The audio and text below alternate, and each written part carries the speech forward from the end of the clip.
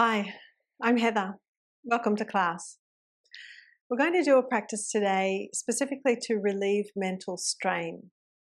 Before we begin, if you find this video helpful, be sure to like and subscribe. Let's start with 2 bricks. We're going to sit in Virasana, the hero pose. So I'll sit sideways in order to show you how I'm wanting to use the bricks. We bring the knees together. You can have, whether it's a flat brick, like so, or a brick sitting up a little higher, like so, between your ankle bones. So that the height of the brick depends on your knees and your capacity to sit back. So as you sit back, you want the buttocks to land on your brick. If the knees are problematic, give yourself more height.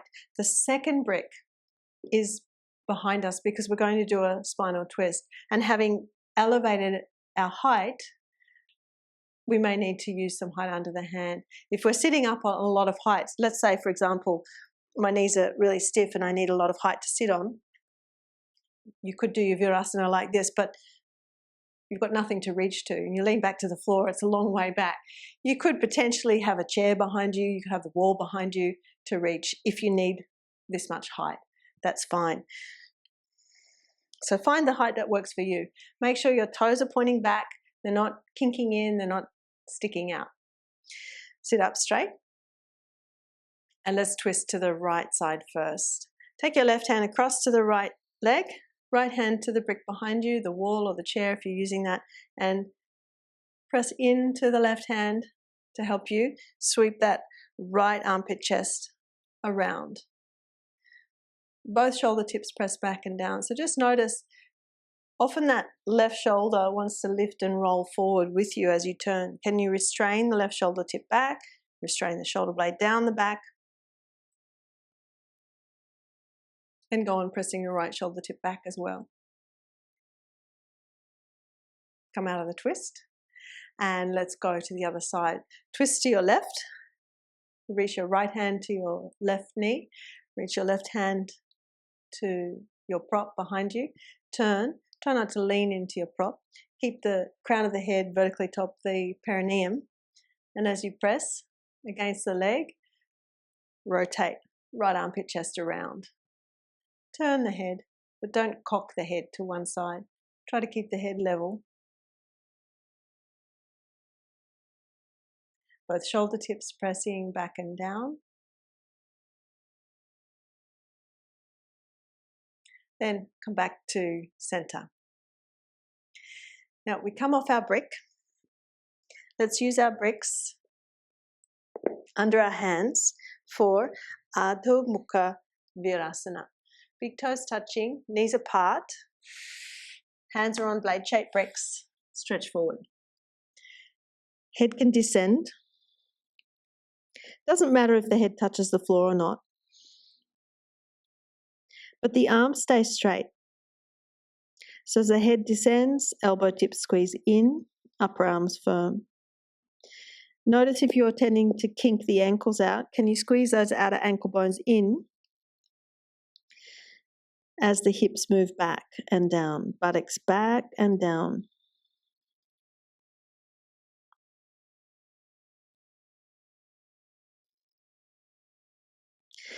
Now raise the head up. We're going to keep our hands on bricks. Walk the hands over to the right side so that the bricks come onto the floor on the right side of your mat.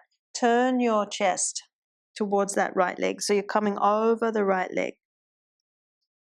The abdomen, the rib cage coming onto the right leg as you take yourself over the right side.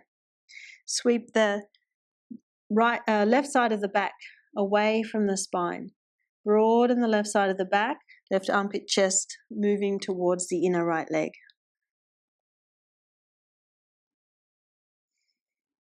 Then walk back through the midline. Walk your bricks across to the left side so that the bricks are on the floor, on the left side of your mat. Turn your chest. So just watch that right chest doesn't lag behind. Can you broaden the right side of the back from the spine? Broaden the spinal muscles. Move the right armpit chest towards your inner left leg. And still the arms are straight. the buttocks moving back and down.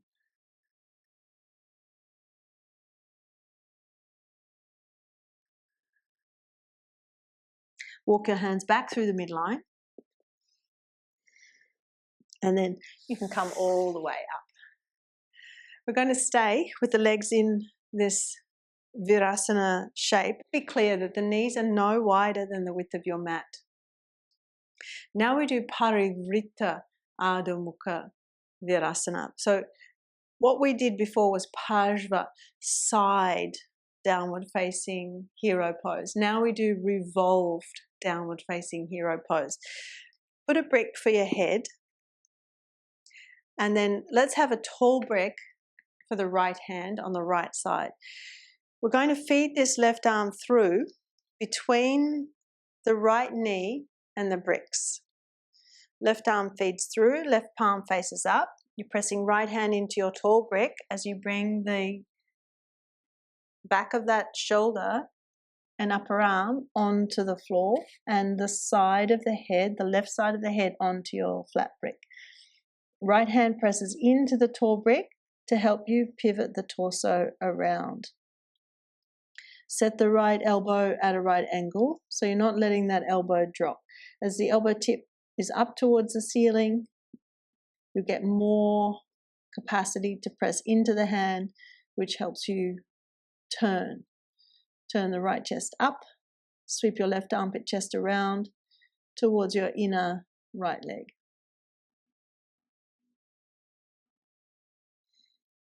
Then slowly come up. And let's take our tall brick across to the other side. So the tall brick's on the left side of the mat. We feed the right arm through between the bricks and the knee. Right arm feeds through. We come onto the back of the right shoulder and upper arm. The right side of the head comes onto your flat brick. And as you press the left hand into your tall brick, pivot the chest. Rotate the left chest up towards the ceiling. Remember to keep this left elbow at a right angle rather than letting it drop. That way you'll get more space in your left armpit chest. Revolve the left chest up. Sweep the right armpit chest around towards your inner left leg.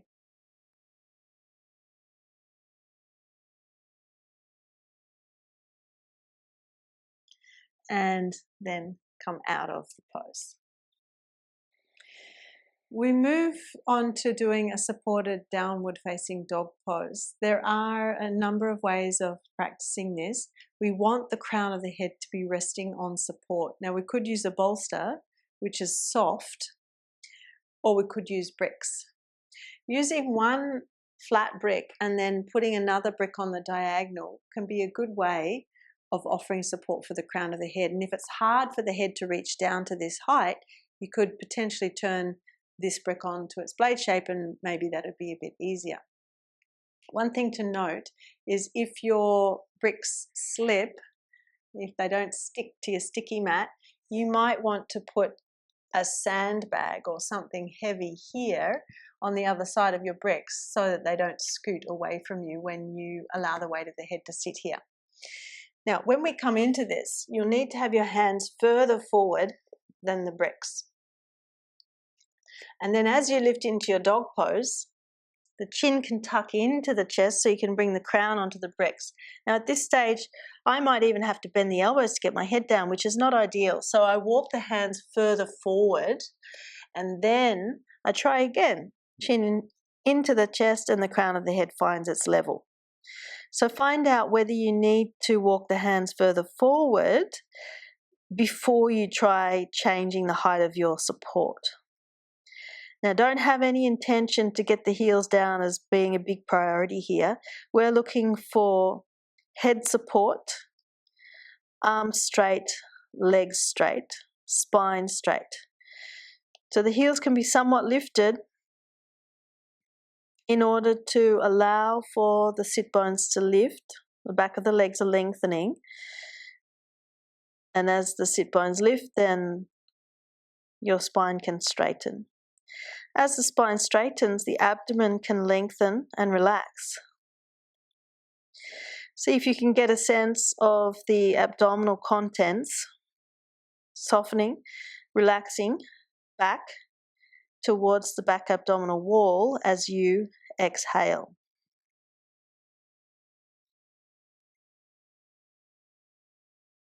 Consciously slow and steady your breath.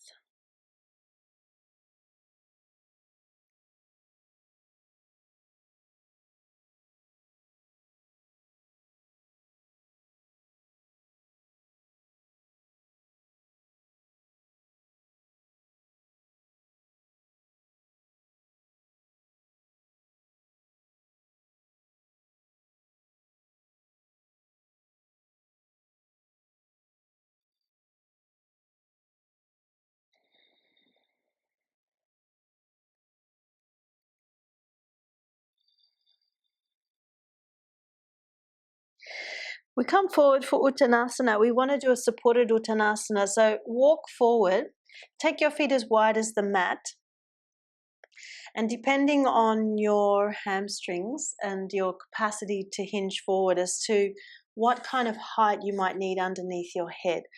Ideally, we have the crown of the head again.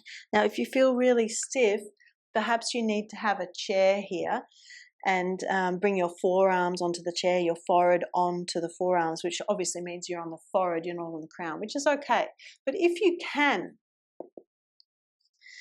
bring the crown down onto your support. Now, I said take the feet as wide as the mat because that can make it a bit easier to fold forward and down.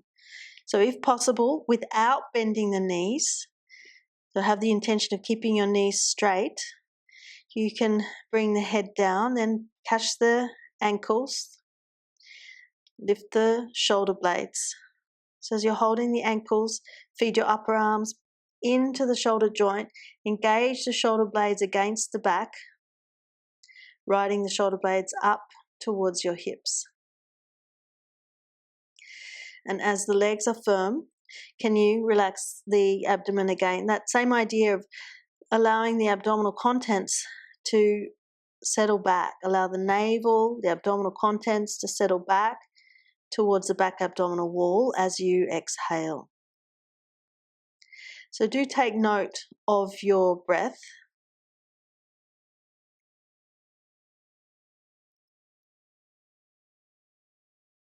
See if you can slow it down.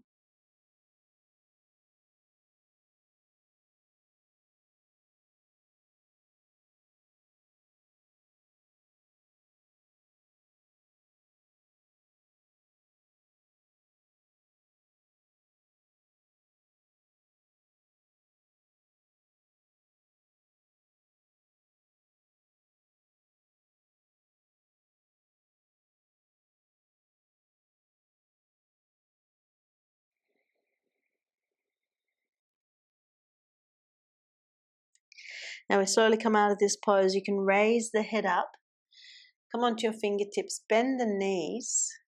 We're going to turn sideways now for Prasarita Padottansana. Let's keep the head down. You can use your 2 bricks. Take your legs wide so we're staying in our forward bend. We have the feet about your legs length apart. The feet are parallel. Spread the little toes. Hands are on bricks. Draw the chest forward. Lengthen the front body. Make sure the kneecaps are gripped. Quadriceps are active. Now, if you can go down and bring the crown of the head onto the floor, do that. But if you need support, again, you can use your bricks in such a way that you're lifting the floor up to your head. So find out what works. And you can also explore taking the legs a bit wider or a bit narrower. So if you're quite long in the spine and you've got your legs out, your feet out a long way, it's fairly easy for you to get the head down. Maybe you need to narrow your stance. So if it's within reach, the hands come back towards the line of the feet. So the heels of the hands in line with the heels of the feet. You bring the crown of the head to the floor and you feed the upper arms into the shoulder joints. You lift the shoulder blades up the back. And you go on working with the grip of the kneecaps, the action of the quadriceps. And once more, abdominal contents, the navel, settling back towards the back abdominal wall as you exhale. Smooth, steady inhale. Smooth, steady exhale. Diminish any tension around your eyes.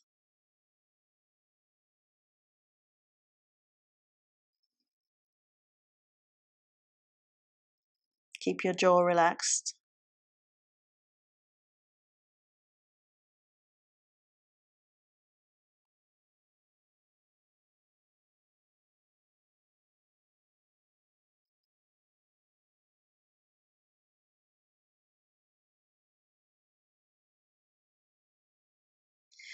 As you come out of the pose, walk your hands forward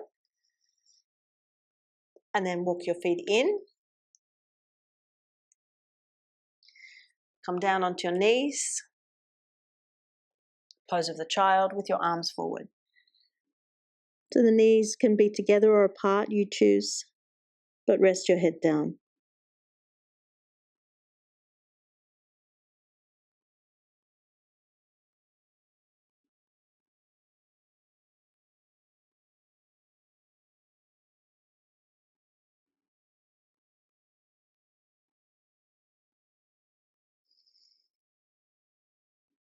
As you're ready, you can slowly come to sit up all the way. That's it for today. Thanks for joining me. For full-length classes, check out the Iyengar Practice Hub, heatherkitchenyoga.com. The link is in the description box below.